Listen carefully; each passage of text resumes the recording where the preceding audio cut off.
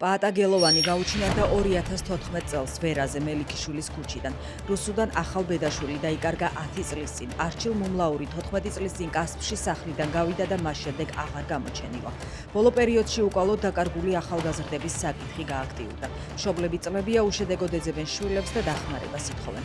მხოლოდ ბოლო წელიწადნახევარში ქვეყანაში 164 ადამიანი დაიკარგა, მათგან 57-ის ადგილსამყოფელი ამ დრომდე უცნობია. ძღოლი, რომელმაც გურამ დადიანიძე 12 წლის წინ ლომისაში წაიყვანა საჯარო საუბარზე უარს ამბობს. 2014 წლიდან ყველა ჩემი ჩვენებაა გამომძიებელთან, სხვას ვერაფერს დავამატებ, ამბობს სოსო ტურაშვილი.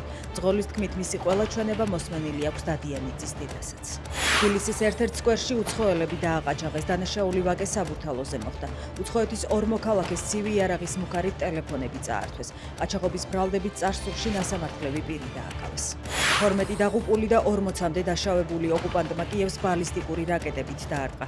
ღამით რუსეთმა სამოქალაქო ობიექტების, სახლები და საავადმყოფოები დაბომბა. ცხედრებს ნანგრევებში ამ დრომდე ეძებენ. დედაქალაქში თითქმის მთელი ღამე საჰაერო განგაში იყო. 21 აგვისტო კიევში გლოვის დღედ გამოცხადდა.